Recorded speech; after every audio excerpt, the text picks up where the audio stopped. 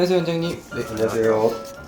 네, 지난 시간에 이어서 또 화상으로 만나 뵙게 되었네요.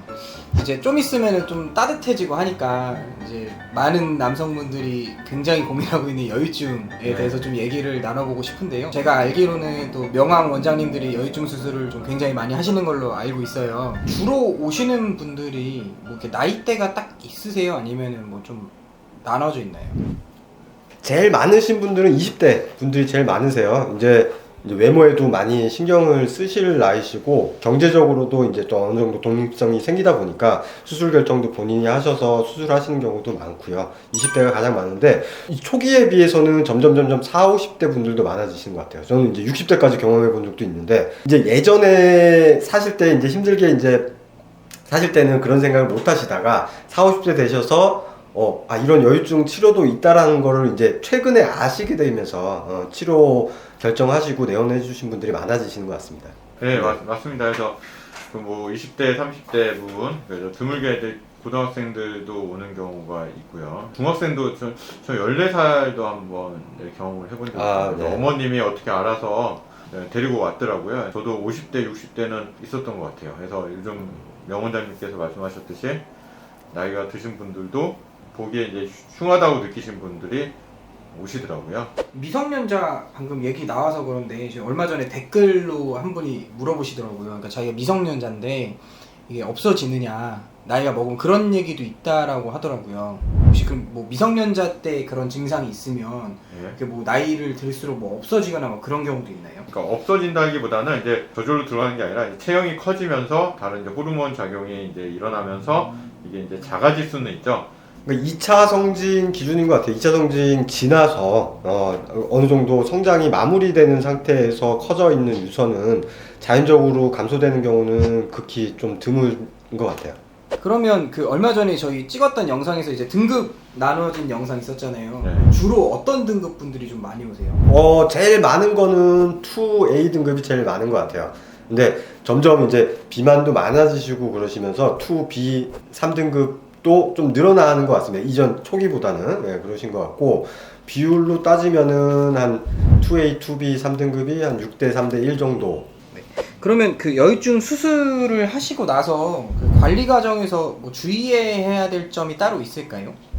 우선 열중 수술은 이제 체형 수술의 일종이라서 이제 수술 자체도 이제 중요하지만 수술 관리도 사실 수술 결과에 지대한 영향을 미치거든요. 그래서 우선 열중 수술을 받게 되면 이제 가슴이 이제 나와 있던 게 이제 들어가게 되면 어쩔 수 없이 이제 남는 피부가 생기고 자세에 따라서 이제 이렇게 막 구부정하게 있으면은 이제 주름도 생길 수 있고 그러거든요. 그래서 압박복을 입고 좀 가슴을 펴고 우선 다녀야 되는 게 사실 중요합니다.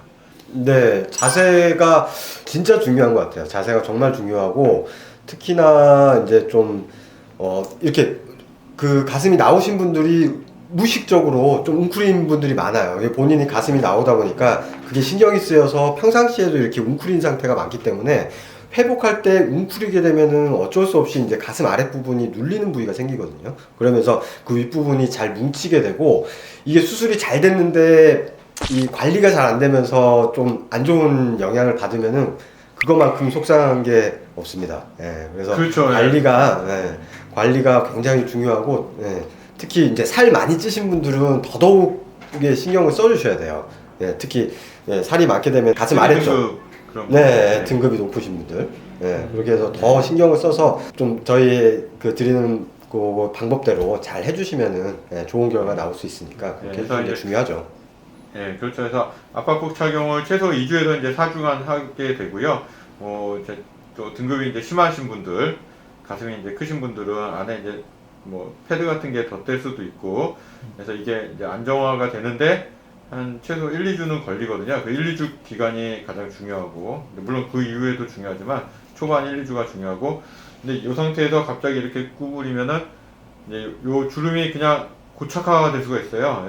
그래서 웅크려져 있는 자세가 계속되면 거기에 맞게끔 피부가 이제 고착이 되면 나중에 이제 그걸 되돌릴 수 있는 방법은 있지만 좀 힘들죠. 그래서 이렇게 가슴 펴고 하늘을 보고 걸어 다니시면 되죠. 제가 아시는 분 중에 고민하시는 분이세요. 짝가슴이에요. 근데 그 짝가슴이라서 저한테 어느 날 이렇게 물어보는 거예요. 이게 어이없을 수도 있는데 비용이 네. 한쪽만 하면 싸냐고. 그럼요. 아, 한쪽만 하면 싸요? 네, 기본적으로 이제 수술에 필요한 비용들이 있지만 유방조체술 한쪽만 하게 된다. 그에 맞춰서 이제 비용이 나가는 거죠. 그러니까 한쪽만 하게 되면 그만큼 차이는 있습니다. 그러면 옆에 가슴하고 모양 어느 정도 맞춰주는 거? 그게 근데 본인은 이쪽이 괜찮다고 생각하지만 이쪽 한쪽 편을 수술하게 되면 수술에 따른 모양이 또 있거든요. 그래서 밸런스가 안 맞을 수 있어요. 그래서 한쪽 편도 심하지 않더라도 모양을 맞추기 위한 수술이 양쪽이 필요한 경우도 많아요. 그래서 그거는 한번 내원을 하셔서 상태를 보고 판단하는 게 좋을 것 같습니다. 그래도 한쪽만 하면 싸다. 비용 차이는 있다. 네네. 네, 추가로 말씀드리면, 그러니까 그 있는 그 짝재기 가슴의 큰 부위가 의료보험이 적용되냐 안 되냐 우선 중요하고요. 의료보험 적용되면은 비용은 훨씬 진짜 저렴해지죠. 그리고 크지 않은 쪽이 의외로 저희가 보기에 여유증이 이제 소견이 심하지 않아도 있는 경우 거기를 손을 안 대면 수술 끝나고 오히려 이전의 정상적인 부위가 좀 더 튀어나와 보일 수는 있어요. 그래서 그거는 이제 수술 전에 체크는 한번 받으셔야 돼요. 그래서 완전 납작하신 분들은 사실 한쪽 여유증인 경우 수술 받으면 굉장히 밸런스가 잘 맞는데 한쪽 여유증인데 다른 쪽도 사실 약간의 있다 그러면 이게 반대가 되는 경우가 이제 있을 수 있죠. 그 명원장님이 말씀하신 것 같아요. 네. 그래서 한쪽은 가슴 성형, 한쪽은 뭐 의료보험 적용해서 받는 경우도 있습니다.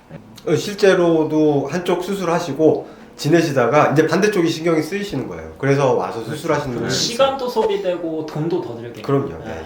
오늘은 여유증의 관리와 주의할 점에 대해서 말씀을 나눴습니다. 다음 시간에 또 뵙겠습니다. 감사합니다. 네, 고맙습니다. 감사합니다.